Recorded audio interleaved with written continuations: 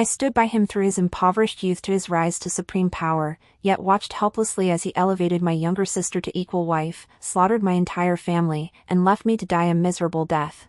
In this new life, I watched his back slump in regret and trembling, then burned our marriage contract. I wished him soaring success and boundless future. A future without me. Main text: even knowing this destitute youth would one day rule the realm, I would still break off our engagement. In this new life, I not only ended our betrothal but repeated the same act as before. Watching the frail youth kneeling in punishment in the snow, I stomped hard on his hand.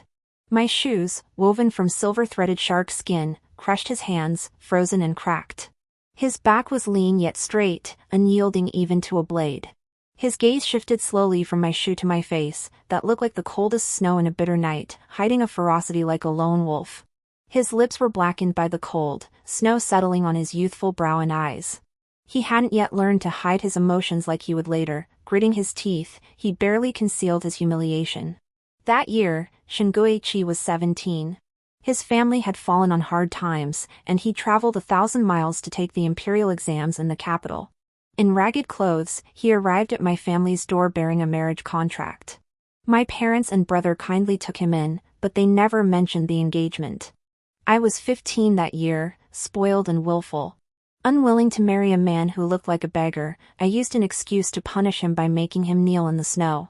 That single act of kneeling made him hate me for the rest of his life. After he gained power and influence, he had my family's mansion confiscated. He was a youth who held grudges, remembering only others' wrongs and refusing to acknowledge any kindness. He saw my family's shelter as a form of humiliation, and me, his disdainful fiancée, as pure venom. He had his own beloved Moonlight, my half-sister, whom I'd despised since childhood. After I made Shingoichi kneel that day in my past life, I soon regretted it. Rushing back with medicine, I saw my half-sister smiling as she tended to his wounds. I turned and left. When he passed the imperial examinations, he petitioned the emperor in the Grand Hall, pleading that the betrothal could not be annulled. Thus, he married my younger sister as a secondary wife. On our wedding night, he never came to lift my veil, nor did he ever set foot in my chamber again. When enemy raiders captured both my half-sister and me, demanding 10 chests of gold and silver for our release, he sent only 5. He declared one wife would suffice. Even the raiders looked at me with pity. None of this would have mattered, had I not made 2 mistakes. The first was my youthful ignorance and rashness, demanding Shingoichi kneel before me when we first met. The second was that I later fell utterly, hopelessly in love with him. With such a beginning, how could the story possibly end well? I traveled thousands of miles to find him skilled physicians, using my family's influence to gather talent for him. Shingoichi mocked me for shifting with the wind, for being motivated only by gain. I closed my eyes and choked out, yes. All I had left was a single, true heart. Yet this heart was trampled upon, torn apart. So I could only lock it away securely, never to be glimpsed. My half-sister appeared before me, her swollen belly visible. She drew near with a smile, resentful that the Song family had once cherished me like a precious jewel, yet unable to hide her triumph. Her years of scheming had paid off. "Sister," she said, "you are nothing now." She collapsed at my feet. Shingoichi struck me across the face. The child was born prematurely, bearing his resemblance. Since I married him, he finally got his wish, to repay every humiliation he endured 100-fold, 1,000-fold. Yet he felt it wasn't enough. When my sister-in-law gave birth to a little nephew, Shingoichi had already risen to the highest position in the court. He wiped out my entire family. I knelt and begged him. He pinched my chin and chuckled softly, just like when we first met in the snow. I bit my tongue to end my life, only to see his eyes widen in shock. He stared helplessly at the blood staining his palms, trembling as he pulled me close, the mockery and contempt still etched on his face. He could never bear to see my pride, so he used every means to strip me of my support. Seeing me reduced to a lowly dog, he must have felt a deep satisfaction. Yet in this life, disappointment was inevitable. Countless times I've imagined, if given a second chance, I'd never be so reckless and arrogant upon first meeting. I'd speak softly, smile sweetly, like my half-sister does, pretend to be virtuous. That way, I could win his favor, the very thing I've sought night after night for years. I pondered this endlessly, yet when the chance truly came, I once again stepped on his hand. Shingoichi, he never deserved my kindness. 17-year-old Shingoichi looked up at me, snow still clinging to his long lashes. Gritting his teeth, he said, "Fortunes change over time, Miss Song. Never look down on a young man in poverty." Of course I knew that. I met his gaze, slowly lifted my foot, and studied him anew. This year had left him utterly destitute, not even a coat to shield him from the bitter cold. But a man like this didn't need 30 years. Just 3. 3 years, and he'd climbed to the highest heights. I bent down and whispered, "I'm sorry." Shingoichi froze. Snow swirled down like cotton blossoms. Lawn causes the fruit, yet between Shingoichi and me, there was never any lawn, only drifting cotton. "I'm sorry for making you kneel. My temper is bad, too harsh. If you're unhappy, I can kneel back. In any case, it's all my fault. I never looked down on you." The apology I'd carried in my heart throughout my previous life, I never found the chance to utter it. It was my mistake that tormented me for a lifetime. I often thought, if only our first meeting hadn't been like that, perhaps things wouldn't have ended up this way between us. But I'm only 15 this year. We've never met before, and you don't like girls like me. Rather than binding ourselves together for a lifetime of misery, wouldn't it be better to call off this marriage? I could no longer hear the wind. The youth kneeling before me tilted his head slightly, his back straight. His dark eyes fixed on me as he said calmly, "How do you know I don't like girls like you?" I was lost for a moment. How could I not know? In my past life, it took me years to see the truth. I always thought it was my haughty demeanor that repelled him, so I gradually tempered my nature, becoming his most devoted wife, caring for his soldiers, aiding his rise in the bureaucracy. Back then, he looked at me with the same expression. He said, "The Song family has always been hypocritical, but among them, you, Song Yen-shu, are the most revolting." I never brought him joy, only loathing. Who could have imagined that in this second life, the 17-year-old him would ask me this? Snapping back to reality, I watched the youth kneeling in the snow. I slipped my hand out from beneath the warm, foxfur-trimmed sleeves, reaching through the flurries to touch his face. He froze. My touch was icy cold. So this snow was this cold, was it? Out of the corner of my eye, I caught a glimpse of Pink peeking shyly from behind a corridor pillar, my half-sister. Ever since childhood, she'd loved to compete with me for things, though she never won. In my past life, Shingoichi was the only thing she ever won from me. I lost my entire life. That first meeting, offering aid in the snow, truly felt like a heavenly match. In my past life, I probably obstructed their betrothal. That was likely one reason Shingoichi hated me so much. I brushed the light snow from his shoulder. He still stared straight at me, refusing to lower his gaze, as if waiting for my answer. I thought for a moment, then pointed to my half-sister over there.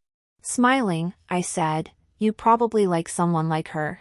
He asked, "Who is she?" I replied, "My younger half-sister, Song-ing. Her name was beautiful.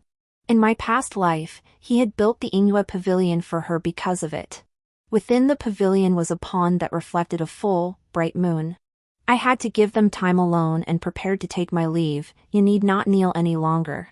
Regarding the annulment, I shall personally apologize to my father, brothers, and clan elders. You need not worry about tarnishing your reputation. I will instruct the Song household. You may continue residing here with peace of mind. No one will dare treat you with disrespect." Shingoichi remained silent for a long while. Just as I was about to depart with my attendants, snowflakes drifted through like cotton blossoms. This lifetime's connection likely ended here. As Shingoichi and I passed each other, he presumptuously reached out and seized my wrist, as if afraid of soiling me, yet only extended a few fingers in a loose grasp. Snow fell upon his youthful, forlorn figure. He lowered his eyes, his voice hoarse. Only a first-rank official with 10,000 acres of fertile land could be worthy of Miss Song. Is that not so? My maid, Xiao Mian, had long been unable to bear the sight. She wrenched my hand from his grasp and cursed on my behalf, the eldest daughter of the duke's household. Who among those who visited in the past was not a prince or noble son? Our young mistress could easily match the moon in the heavens. The entire Song household treated me like a precious jewel.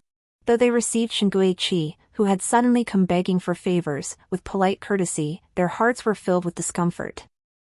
Father saw that Shinguichi's future was bound to be bright, but he told me Shinguichi was not a good man. He fell on hard times young, endured too much hardship. His spirit is no less proud than mine. If we were together, we'd likely become a couple bound by resentment. I didn't believe it, yet his words proved prophetic. I held Xiaomian's hand, and she obediently leaned back, silent. No, I said. Shinguichi froze. I kept walking forward. The snow continued to fall. I hadn't lied to him. What I needed wasn't a high-ranking official position, nor vast fields of fertile land. I wanted the one I loved to properly care for my heart, that was all. In my past life, he hadn't been able to do that. The snow wasn't heavy, and I refused to bother with an umbrella for Xiaomian. But because of the delay on the road with Shinguichi, by the time we reached my mother's residence, a light dusting of snow had settled on my shoulders and hair. Mother hurriedly summoned the maidservant to remove my cloak, replacing it with a silver-threaded hand warmer to warm my hands. She then beckoned me closer, pushing a cup of hot milk toward me. Are you cold? With the snow falling like this, you didn't even have a maid hold an umbrella. What if you caught a chill? Her words carried reproach, yet her face was filled with concern. I won't freeze, I began, but a sob caught in my throat before I could finish. I quickly took a sip of the warm milk, using the rising steam to hide the tears threatening to spill from my eyes. That year, I was the Song family's precious jewel, not even a little snowfall was deemed acceptable for me to endure. Then one winter, while journeying thousands of miles to find a doctor for Shinguichi, I lost my way with horse and rider, nearly freezing to death in the snow. No one asked me, Yen Shu, are you cold? Mother gently tucked a stray lock of hair behind my ear and murmured softly, that marriage contract from the Shin family is null and void. I'll discuss it again with your father. We'll find a proper resolution for this match. The betrothal between Shinguichi and me was arranged by our ancestors. Alas, the Shin family has fallen into decline, leaving only Shinguichi alone now. If the Song family were to break off the engagement at this time, we would inevitably be branded as shunning poverty for wealth, tarnishing my father's lifelong reputation. Yen Shu, your mother prays you find a suitable husband and live a life of peace and contentment. I reached out and clasped Mother's hand, it felt so warm. Tears threatened to spill, yet I curved my lips into a smile. I don't need a suitable husband, nor do I seek peace and contentment for myself. My only wish is for the Song household to find tranquility, spared the undeserved suffering of my past life. Mother sighed. Today is the winter solstice. We should have celebrated grandly, but because of that Shin family boy, the entire household is in low spirits. The festivities were put on hold. Your brother went to the training grounds outside the city early this morning to vent his anger. It looks rather bleak. My hand tightened around the teacup. Eyes wide, I asked in a trembling voice, today is the winter solstice? Only then did I recall, today was indeed the winter solstice. On this very day in my past life, something monumental had occurred. His Majesty's younger brother, Liu Yuan, was ordered to leave the capital but fell into an ambush. Though he survived, he was left with a crippled leg.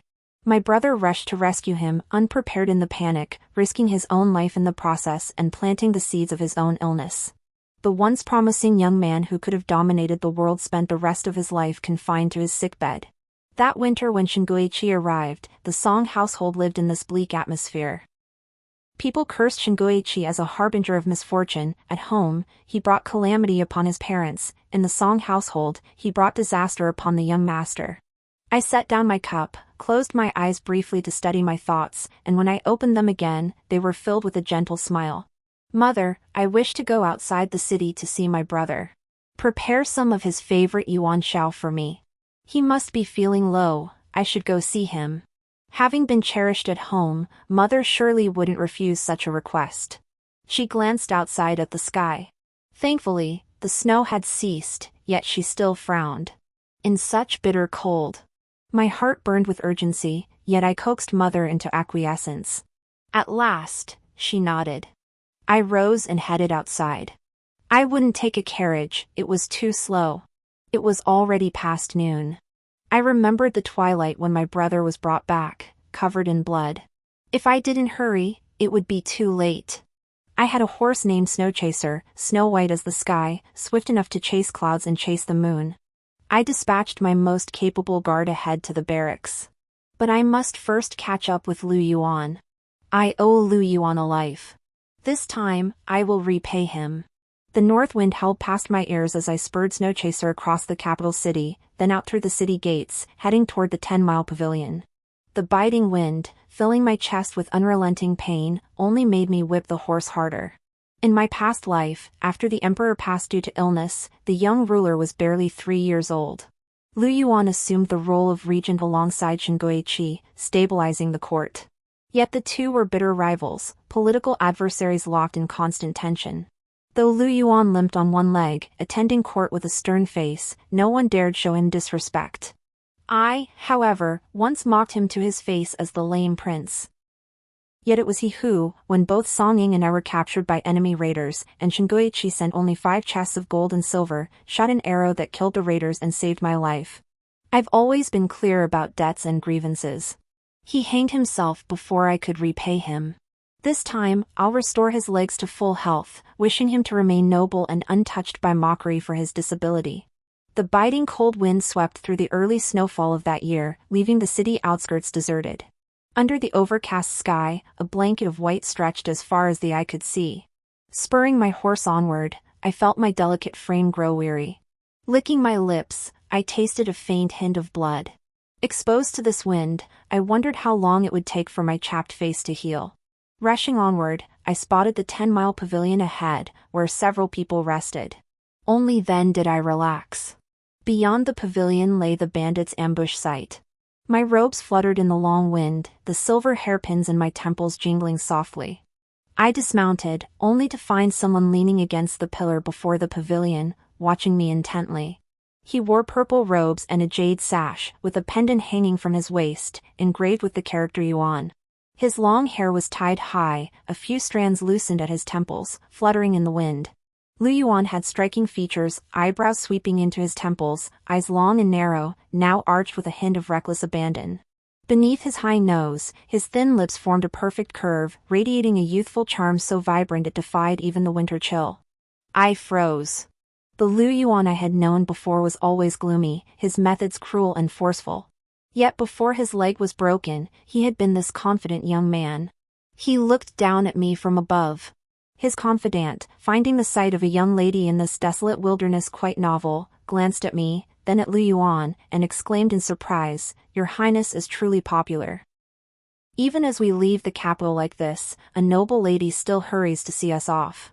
Lu Yuan tilted his chin slightly, his narrow eyes crinkling as the corners of his mouth turned up in a faint, ambiguous smile directed at me. I turned, retrieved a food box from Zhu Shue's back, and stepped forward. Covering my face, I feigned coyness. Today is the winter solstice. Your Highness surely hasn't tasted yuan shao yet.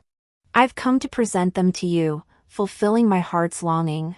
As I uttered the final words, I took 2 more steps forward, extending the food box toward Lu Yuan. But my foot slipped on the snow beneath me. With a soft gasp, I lunged toward his embrace. His hand seized my arm, halting me midair. Lu Yuan gritted his teeth. "Lady, control yourself." He shot a cold glance at his aides, who were watching wide-eyed. They promptly averted their eyes. I seized the moment to whisper, "Poison. Traitors. Ambush." Lu Yuan was a man of both scholarly and martial prowess, yet in my past life, he was crippled. First, a traitor among his confidants severely wounded him from behind. Second, he was poisoned, a toxin not inherently fatal, but one that struck when he channeled his energy, seeping into every meridian. In my previous existence, to aid Qi, I knew these details intimately, even the initial antidote formula. In the end, it was this knowledge that aided the Lu Yuan of today. His eyes narrowed slightly. One hand lifted my chin, a cold gleam from a hidden dagger in his sleeve threatening to slice my throat. Yet I met his gaze, unflinching, and spoke again, "I am the legitimate daughter of Minister Song. Since your highness holds me in such low regard, you might as well taste this bowl of glutinous rice balls I prepared with care. Then I shall finally put this heart to rest. I lifted the lid of the food box, releasing a wave of fragrance. I took a bite of a perfectly round, white one myself, no poison. I bet he trusted my father, the Chancellor's song.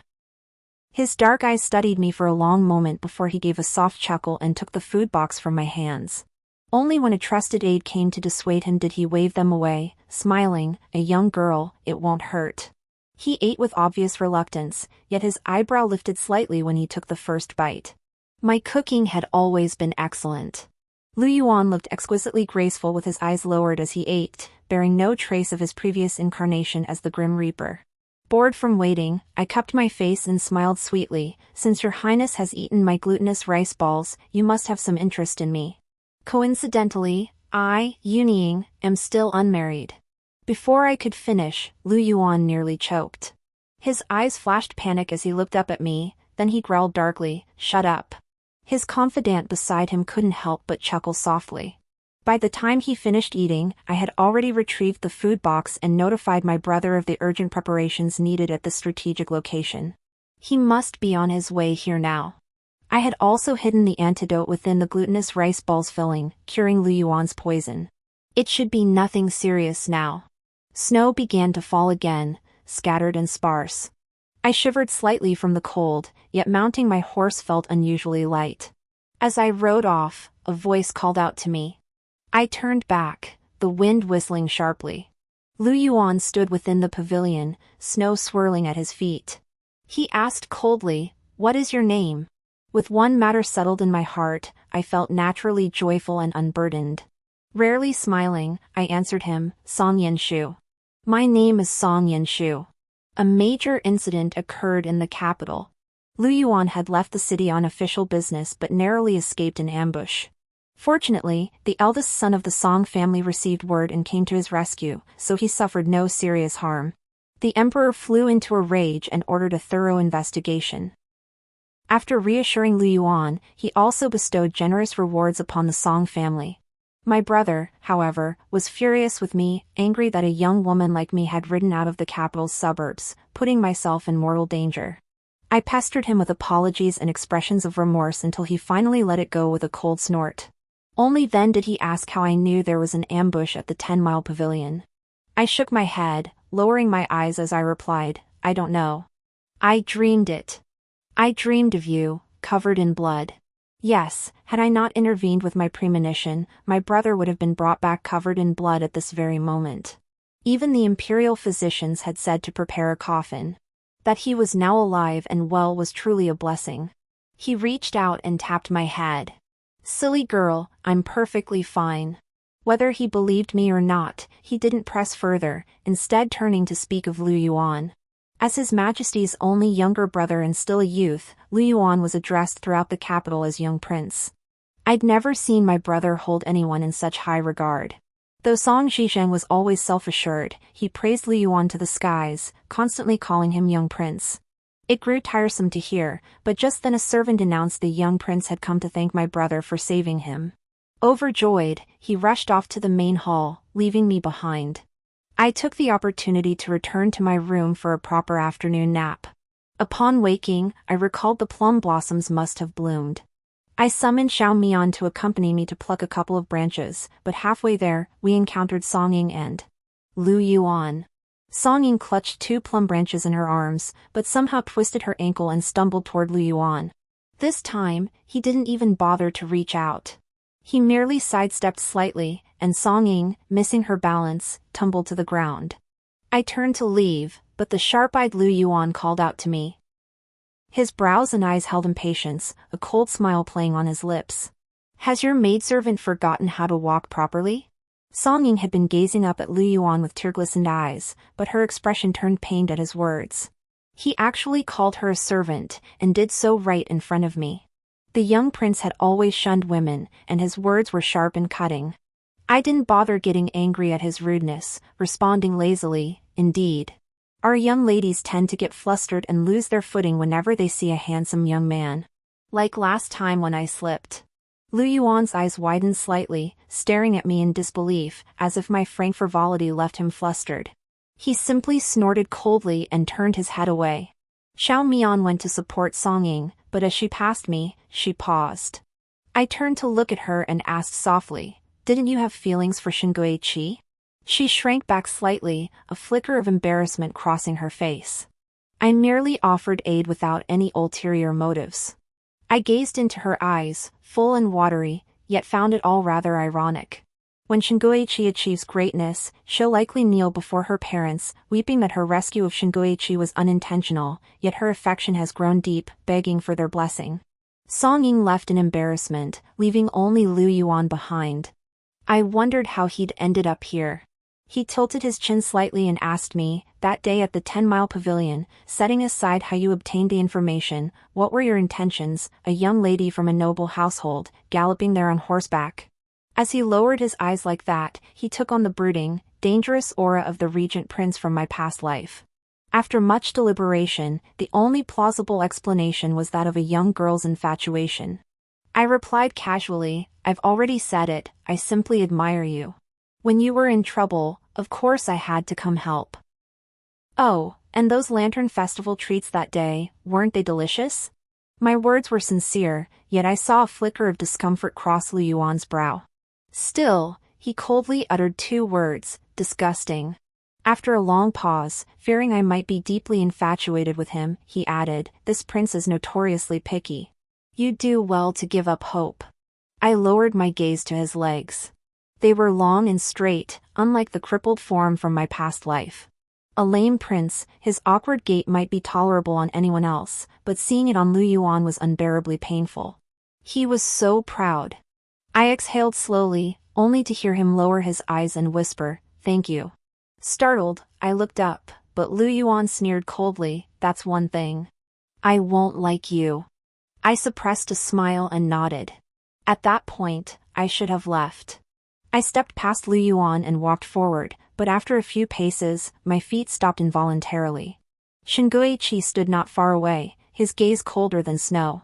He gave a sudden, light chuckle, his eyes dark and deep. "I thought you truly disliked me. Who knew you only fancy the powerful and privileged?" Lu Yuan's voice came from behind, "Who are you?" Xingui Qi stood perfectly still, his gaze passing over me to meet Lu Yuan's. A hint of scorn played on his lips as he slowly replied, "Song Yanshu's fiancé."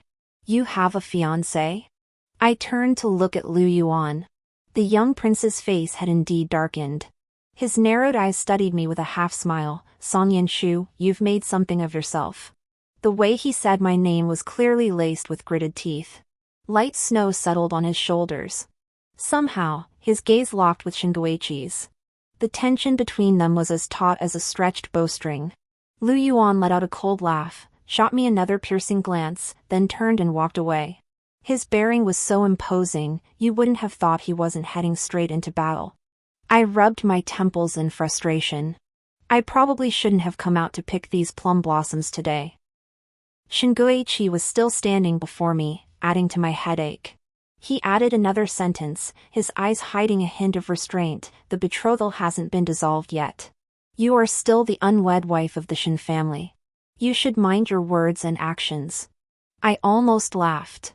Did this engagement bind only women, not men? His affair with Song Ying happened while we were still betrothed.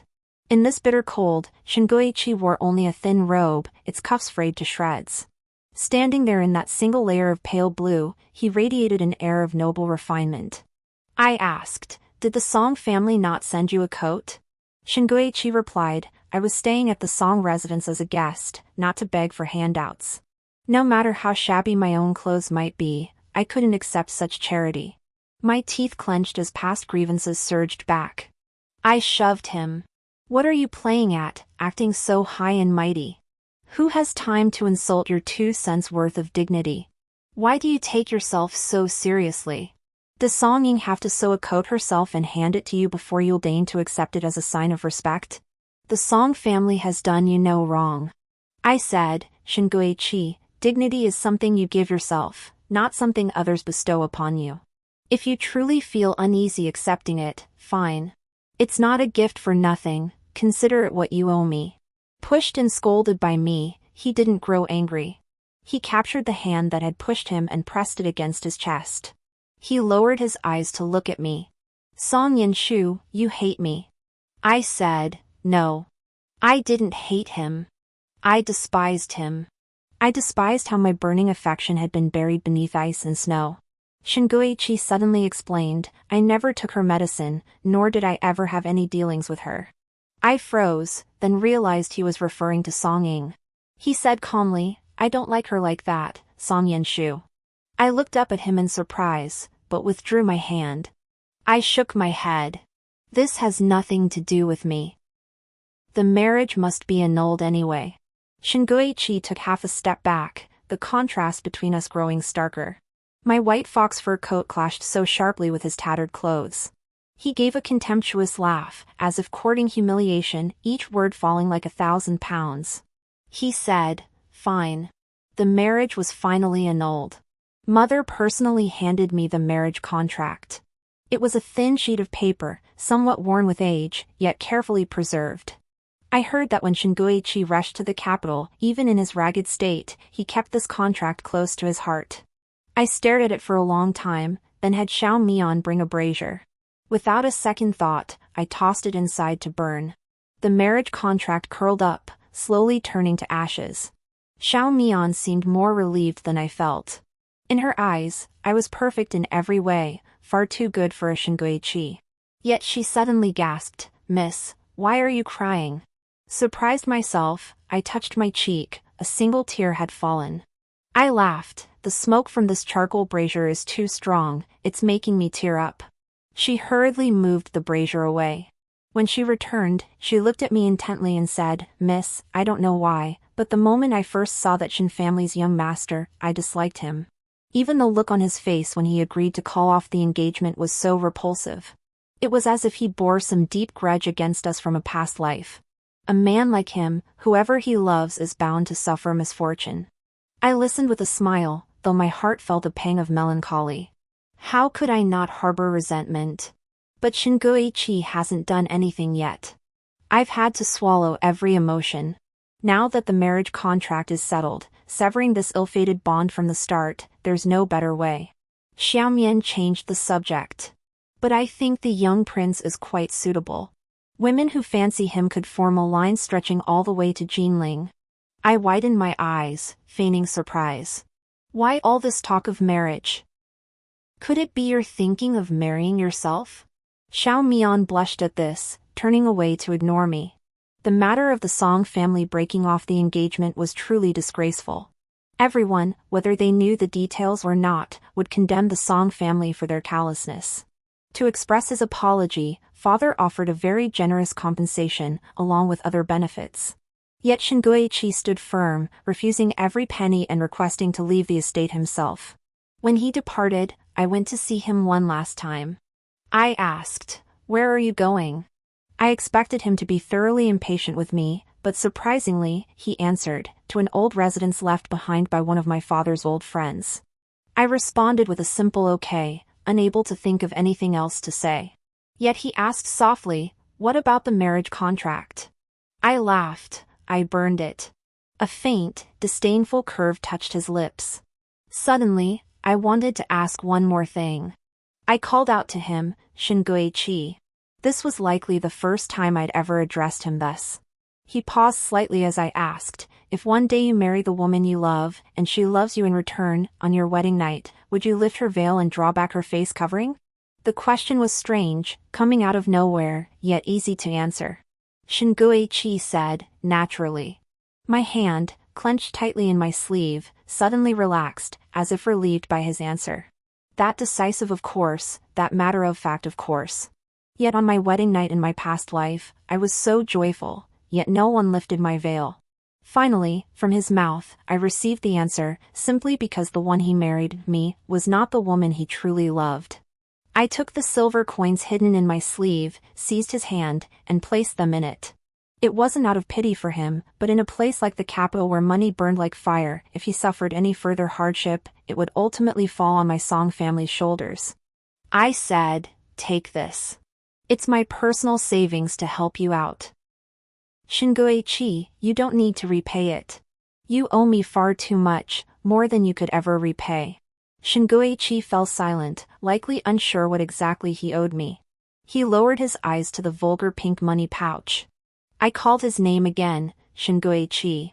The silver hairpin in my hair fluttered in the wind as I murmured, "No one believes in your soaring potential more than I do. No one trusts your boundless future more than I. I'm not calling off this marriage because I look down on you. It's just that I made a mistake once before, and I can't repeat it." The pain was too deep. Shingoichi's eyes widened slightly. Snowflakes brushed his temples. In his youth, he boasted of his talents, yet I had seldom seen him look so bewildered, tinged with a panic whose origin I couldn't name.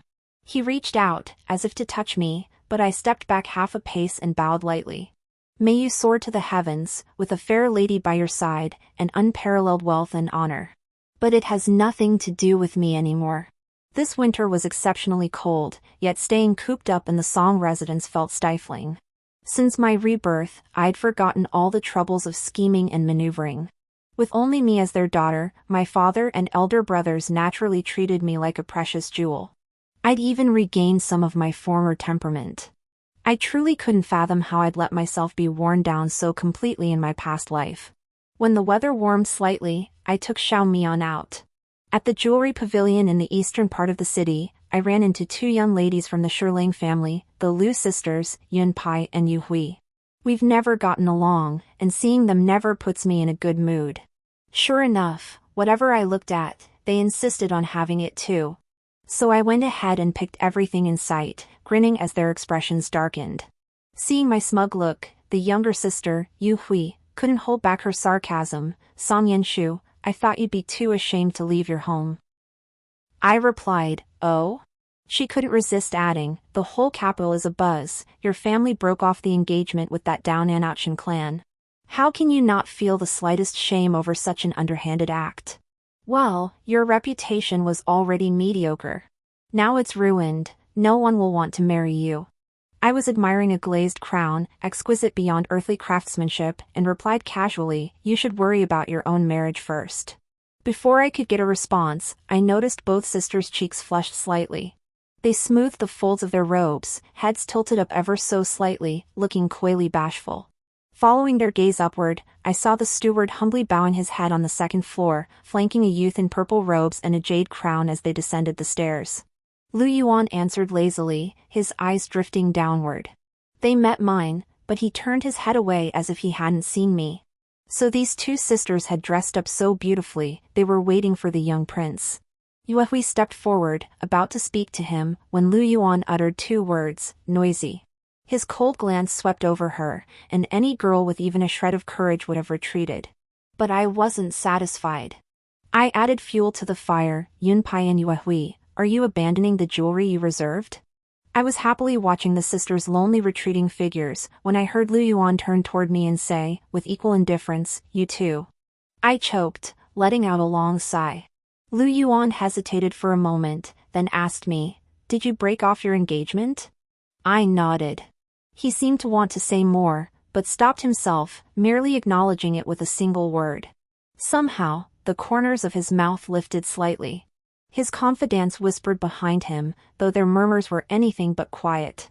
They said that Miss Song is truly deeply in love with the prince. Not only did she bid farewell at the Long Pavilion, but she even broke off her engagement for him. I was utterly stunned. Lu Yuan, however, remained haughtily silent, continuing down the stairs toward the exit.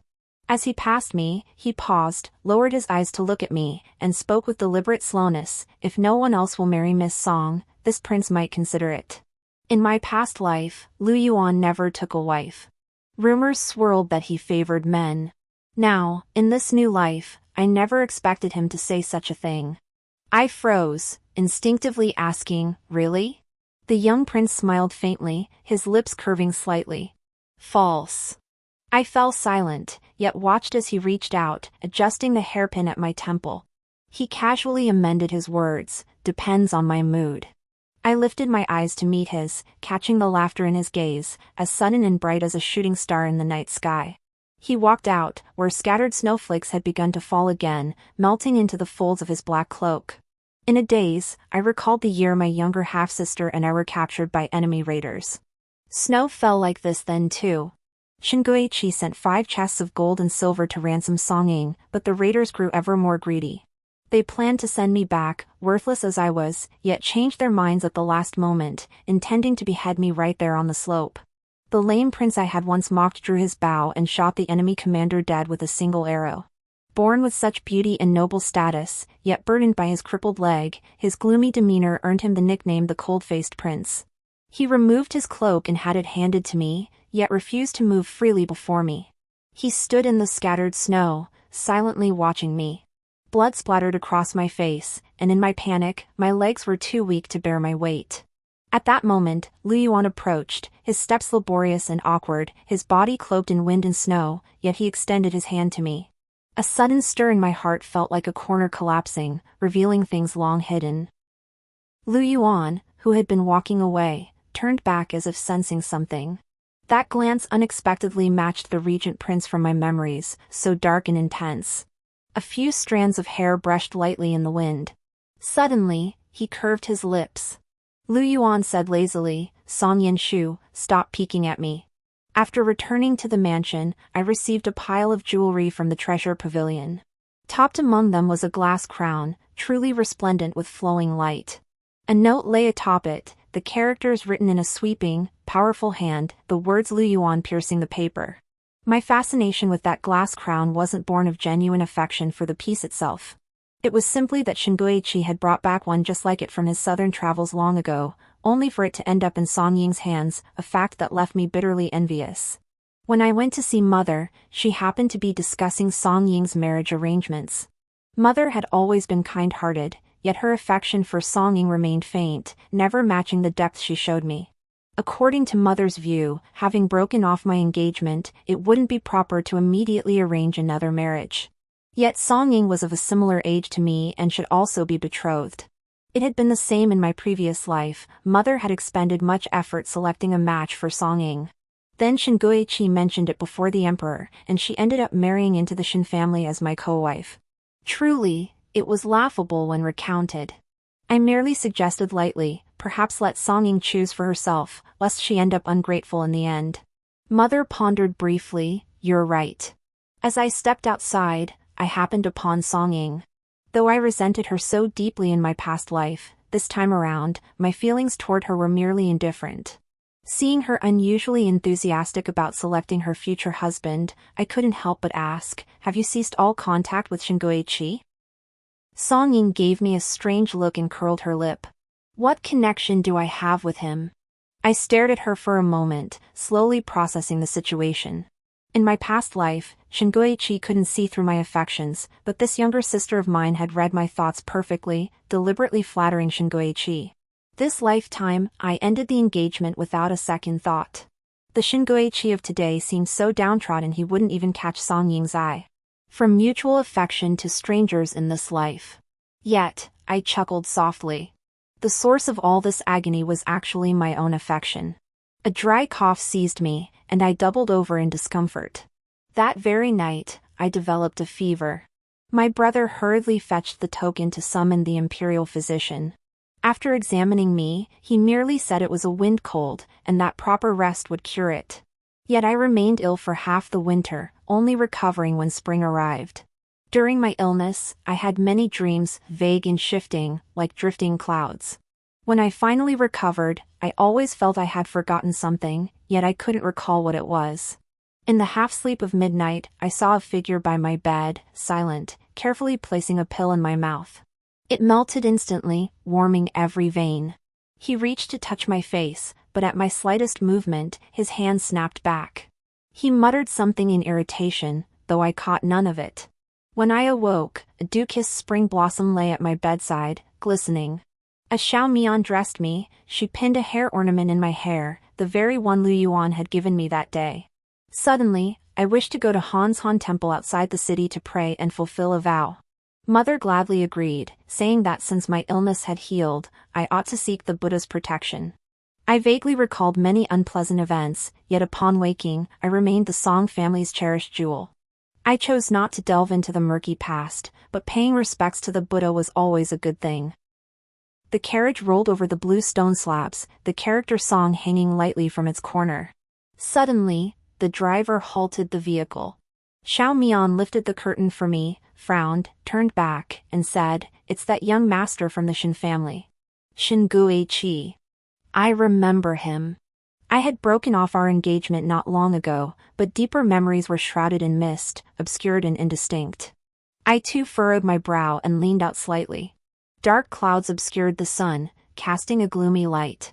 Shin Guiqi stood before the carriage, clad in blue robes. His face was gaunt and pale, his eyes growing more stubbornly dark and deep, looking utterly lost. I wasn't exactly known for my patience. I widened my eyes slightly and snapped, "Blocking a carriage? You really don't fear death." Shin Guiqi replied softly, "I heard you were ill all winter. But the gatekeeper at the Song residence wouldn't let me in, so I could only wait outside." I was puzzled. "What do you want with me?" Shin Guiqi didn't answer that. Instead, he said, "I dreamt of certain things, not many. At first, I thought it was false, absurd even. But I still wanted to ask you about it." He tilted his head slightly, his usually straight spine unexpectedly slumping, a fragile look on his face. He said, "This winter, someone should have found me rare editions of famous scholars' works. My desk should have been graced with the finest brushes, ink, paper, and inkstones. She devoted herself entirely to my imperial examinations. Hearing of my fondness for seal carving, she studied for over a month and carved a little rabbit to place on my desk." He spoke slowly, each word like pain, yet also like sweetness. These things sounded familiar to me, yet I couldn't recall them at all. A vague unease settled in my heart. Shaking my head, I said, "In this world, there is no such thing as should have been. Who should have devoted themselves to you? Who should have offered you a heart to mold and shape?" I suddenly asked, "What about that little rabbit?" His expression darkened abruptly.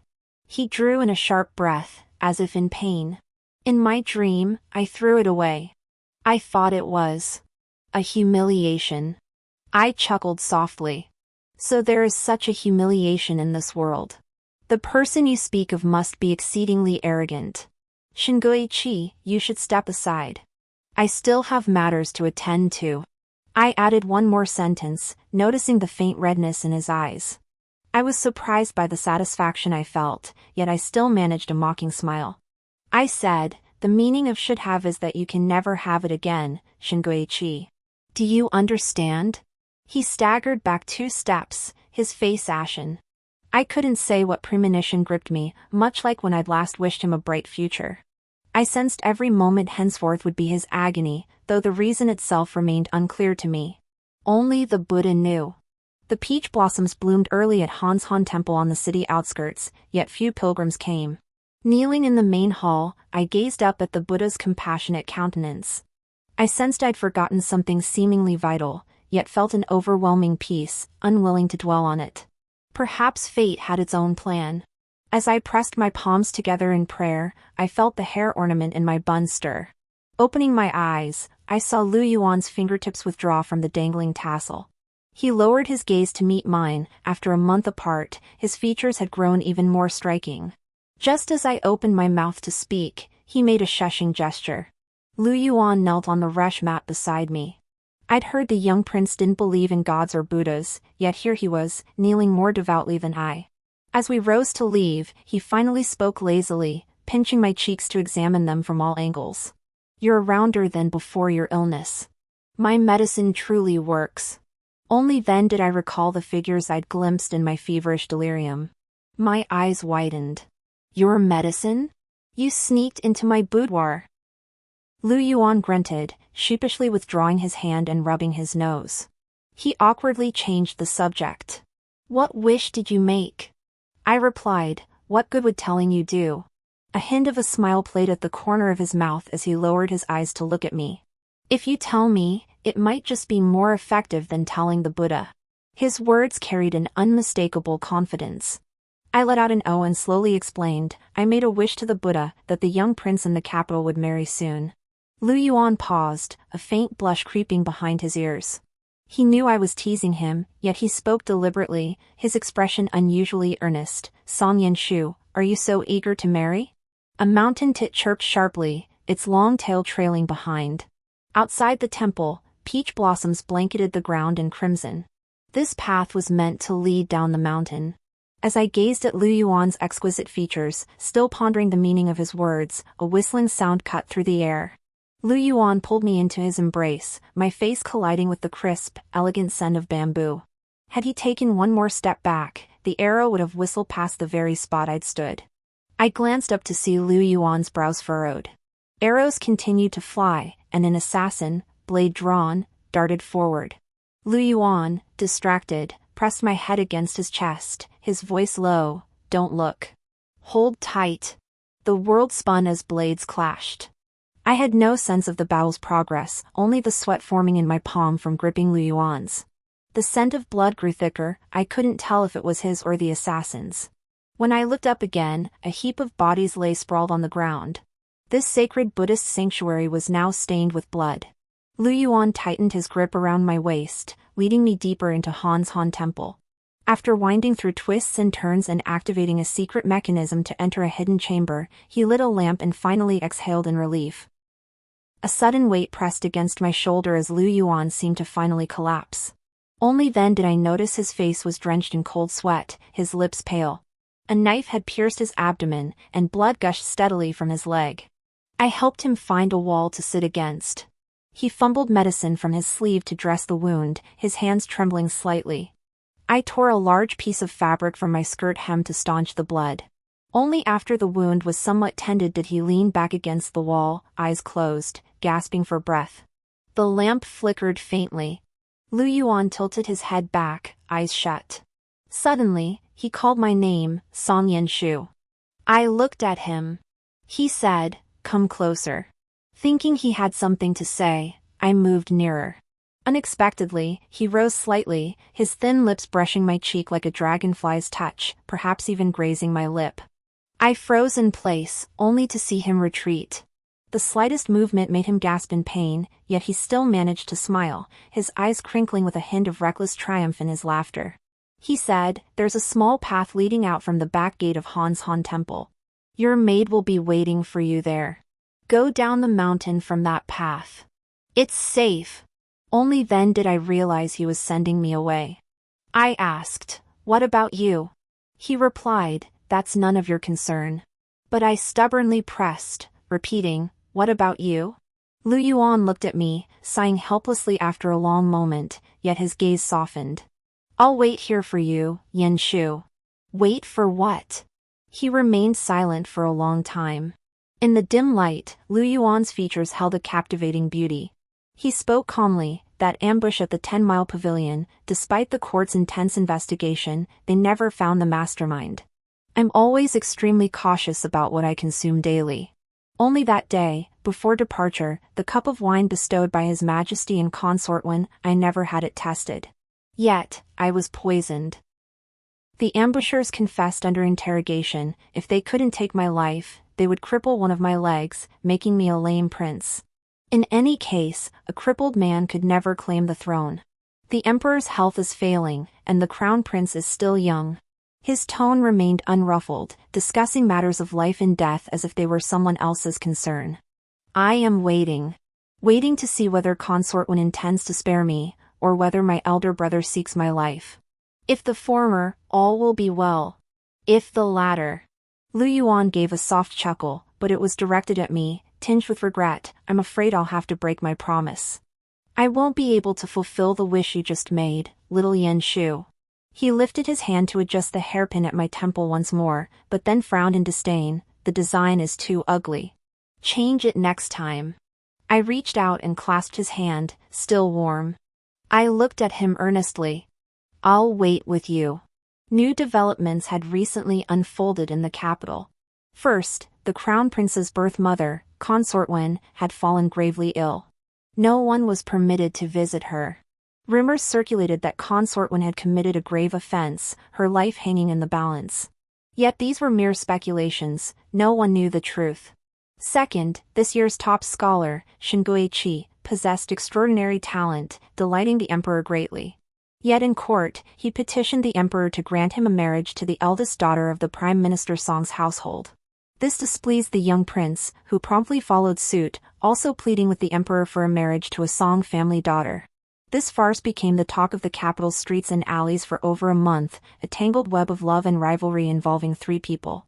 That day, Lu Yuan and I waited in the secret chamber for a long time, only to be rescued by the emperor's personal guards. Everyone reverently addressed Lu Yuan as young prince, a testament to the emperor's genuine affection for his younger brother. This very affection made Consort Wen uneasy, constantly scheming to depose Lu Yuan. When I glanced back at Lu Yuan then, his expression showed no surprise, yet his gaze upon me was gentle. He looked at me for a long time before lifting his chin slightly, and declared decisively, "Song Yanshu, in our past life, we were surely a match made in heaven." I couldn't recall clearly, yet a hazy memory surfaced, a figure limping awkwardly, back straight and proud. I seemed to remember calling out to him. He turned, his face cold and pale, yet his dark eyes held a faint ripple, as if awaiting something. I only laughed softly, drawing out the mockery with haughty scorn, "Lame prince." Snapping back to reality, I found myself asking Lu Yuan, as if possessed, what if I were already married to another man? Lu Yuan pondered this hypothetical, furrowing his brow, yet still replied, "Better to demolish 10 temples than ruin one marriage." Lu Yuan drew out the words, his tone teasing yet undeniably charming. "I'd tear down 100 temples to destroy yours." I pressed further, "What if you were lame, unable to walk properly?" His smile faded, replaced by a hint of gloom. I pressed further, "What if I mocked you as lame prince, utterly disdainful of you?" Lu Yuan murmured softly, "Then I'd inevitably sink into despair and self-loathing, far from the carefree joy I feel now. I'd still love you with a broken heart, yet dare not draw near even an inch. That pain would be unbearable. Thankfully, this life. Most regrets no longer linger." After Shinguichi gained prominence, he came to the Song residence to see me once more. Entrusted with imperial duties, the Song family gatekeeper dared not bar his way. He looked increasingly haggard. I'd once wished him boundless success, but now it seemed boundless success held no blessing for him. "The greatest regret of my life," he said, his face pale, "is that I once married the woman I loved, courted her with the sincerest heart, yet on our wedding night, I never lifted her red veil, never drew back her golden face curtain." These were Shinguichi's first words to me upon seeing me, his face pale.